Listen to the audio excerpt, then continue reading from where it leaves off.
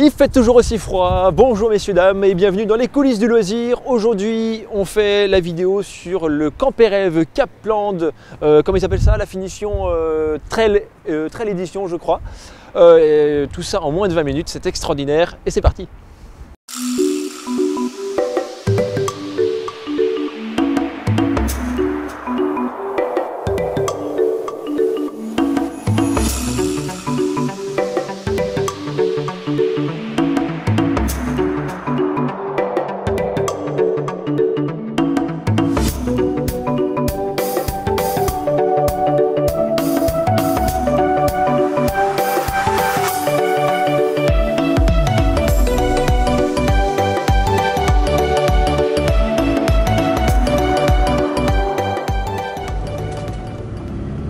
On est en pleine campagne, la route n'est pas top, ça risque de secouer un petit peu, on va voir justement s'il n'y a pas des bruits de l'arrière qui résonnent ou quoi.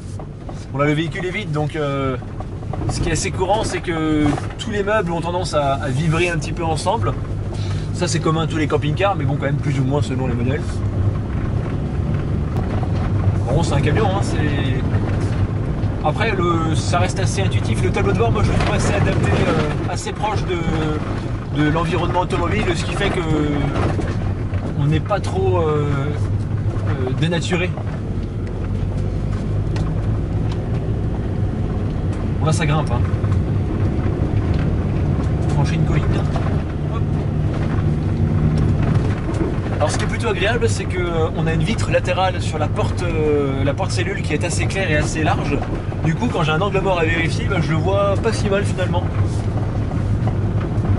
200 mètres, tournez à droite sur la résidence. Ah mais il y a un GPS.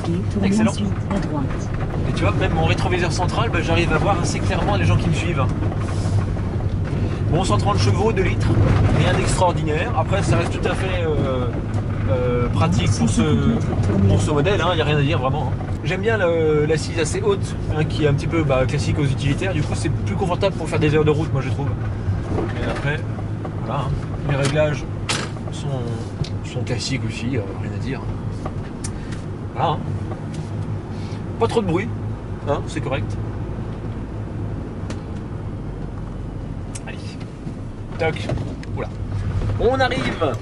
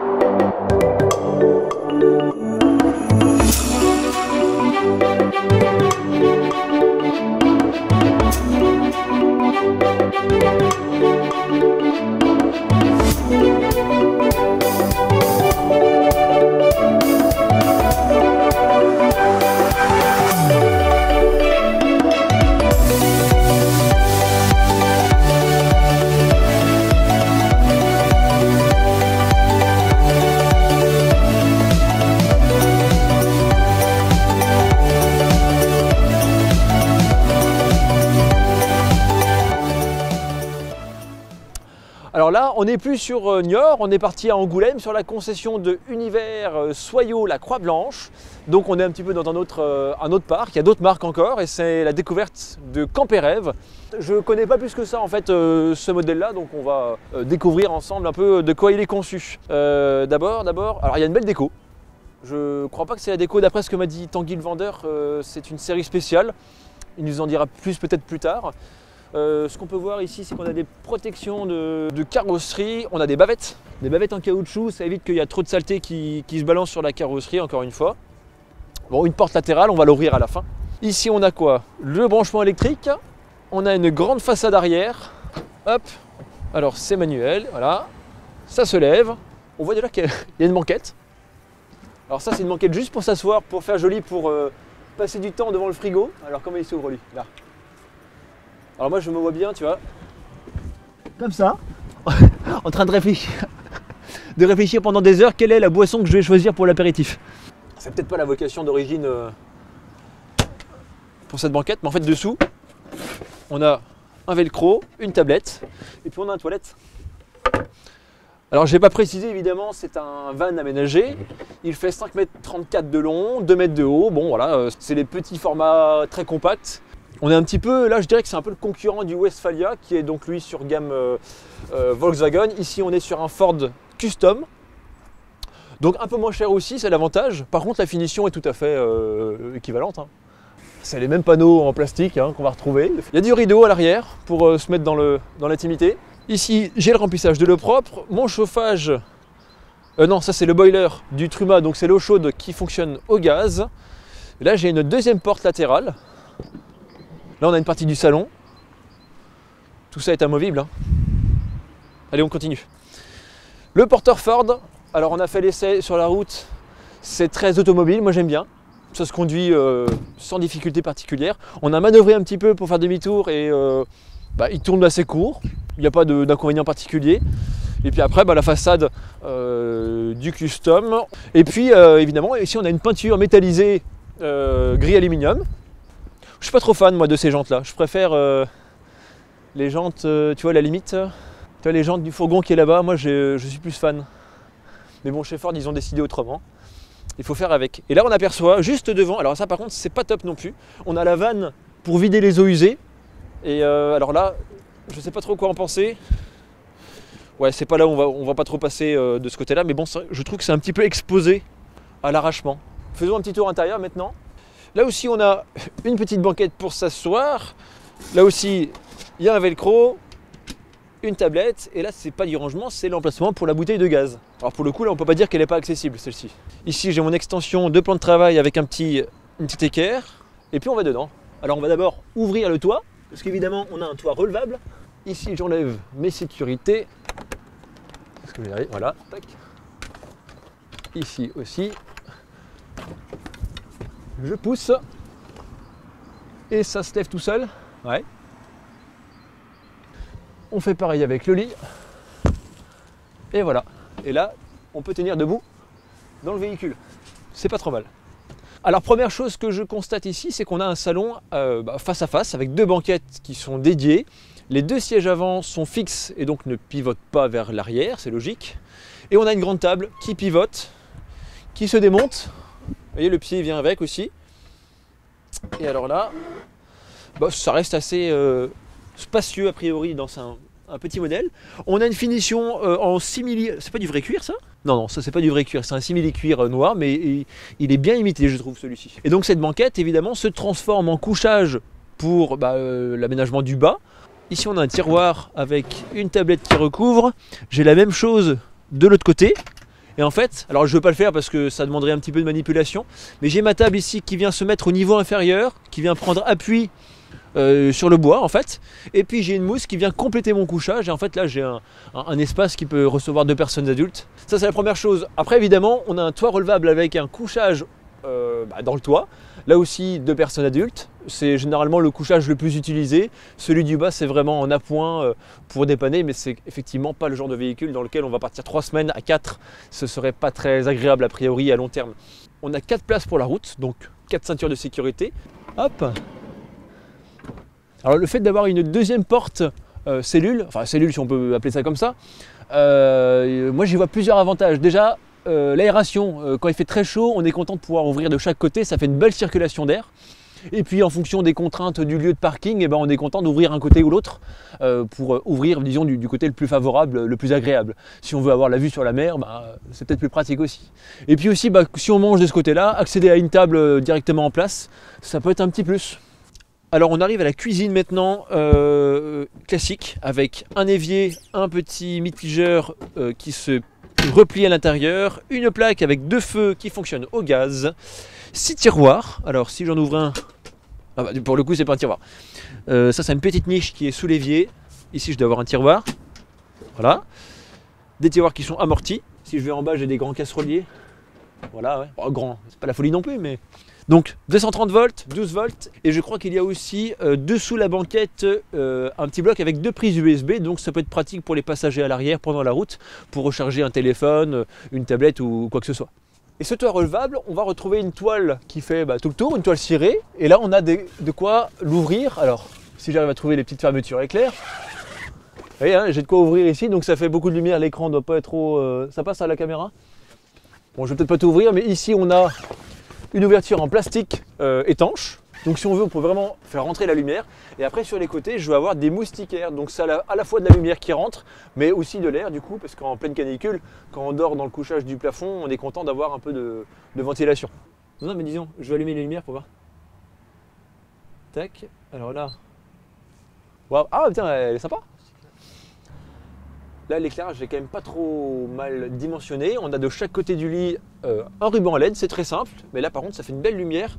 On arrive à voir à peu près partout sans ombre qui serait dérangeante. Et puis dessous, même au niveau de la cuisine, là, un grand bandeau là, que je peux éteindre ici.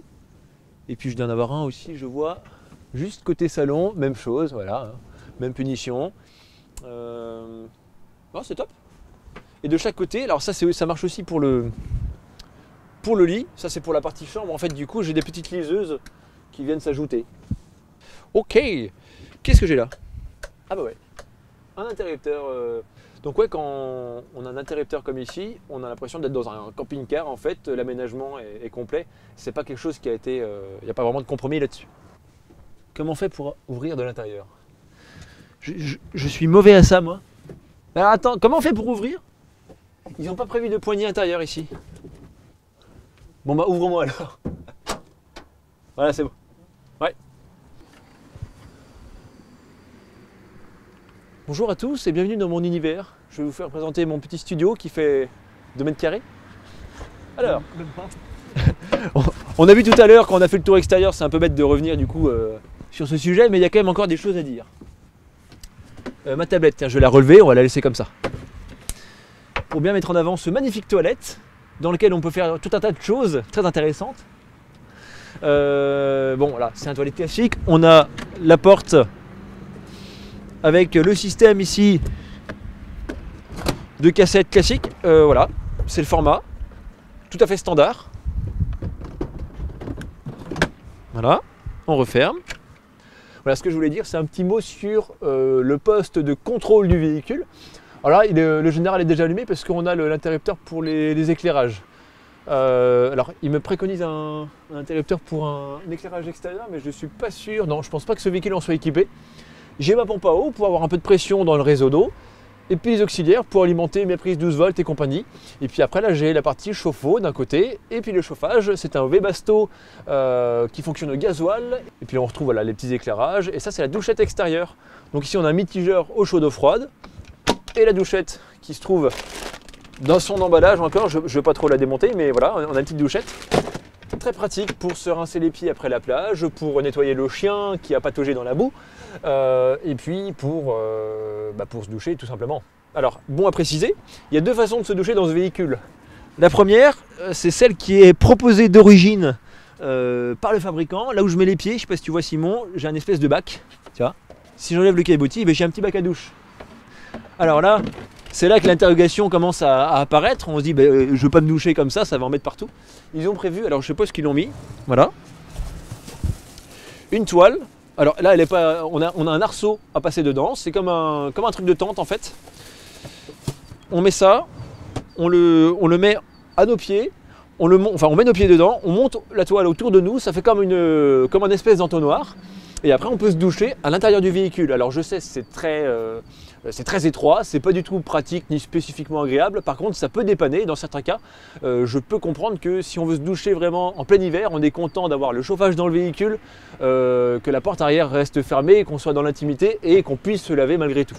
Après, le plus commun utilisé pour ce genre de véhicule pour se doucher, mais oui, c'est de mettre une toile sur tout le tour du haillon. Ça fait une grande cabine extérieure. On est dans l'intimité et puis là on est tranquille, on peut se doucher quoi, il n'y a pas de problème à se poser. Un petit mot maintenant sur le frigo, c'est un frigo qui fait 50 litres, il fonctionne à compression, alors pas faire de bêtises, voilà, un petit compartiment fraiseur. Alors, qu'avons-nous là-dedans? Une étiquette. Alors,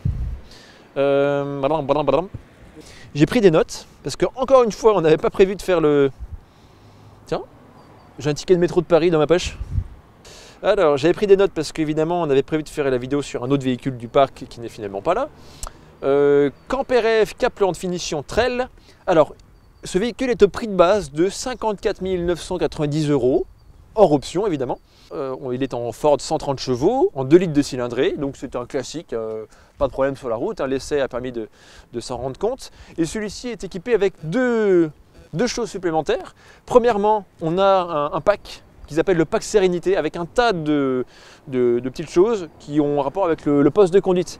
On peut noter la caméra de recul, les vitres teintées sur les côtés puis les vitres latérales, alerte anti-collision, pare-brise chauffant, écran tactile 8 pouces, connexion USB, Bluetooth, GPS, régulateur de vitesse. Bon, c'est un petit peu la base, mais c'est le pack Sérénité, voilà, c'est comme ça qu'il l'appelle. Et puis la deuxième option, c'est la peinture. Le gris métallisé, évidemment, le standard serait blanc.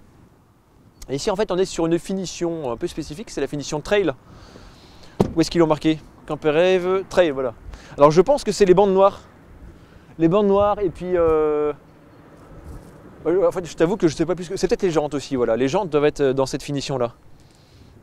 On va peut-être demander à un vendeur. Je vais appeler... Où est-ce qu'il est, Tanguy? 4 places catégories, 4 places couchage, longueur 5,34 m, largeur 1,99 m, hauteur 2 mètres.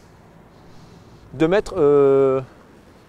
Alors je ne mettrai pas ma main couplée sur 2 mètres, hein. Je pense qu'on est plutôt à 2,03 m ou dans ces eaux-là. Donc attention quand même.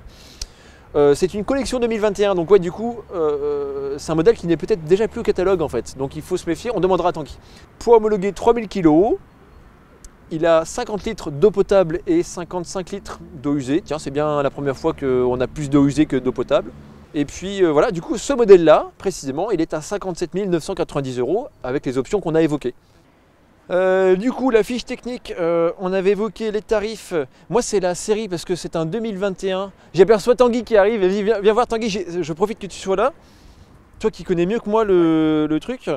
Je vois que c'est un 2021, donc ça veut dire que là, il est plus au catalogue celui-ci? Alors, il est plus au catalogue, effectivement. Ouais. C'est le dernier modèle 2021 qu'on a reçu, un petit peu tardivement, je vais te dire. Ah oui, il est arrivé plus tard, ouais. Mais avec un petit cadeau parce qu'on est en finition trail. Je sais pas si vous l'avez vu. Donc ça, c'est la... Ouais, on est sur une version spécifique Ouais. finition trail. Ça amène un petit peu d'options supplémentaires, type les jantes alu, type la nouvelle calandre Ford qui fait un peu plus baroudeur que... Parce que ouais, je comparais sur le catalogue, les autres, bah, c'est une façade tout à fait simple, alors que là, elle a franchement de la gueule. Vous voyez pas? Alors tout à l'heure, j'étais idiot, moi j'ai pas vu que c'était marqué Ford au départ. J'ai fait le naïf et je dis, ah, il y a marqué ORD.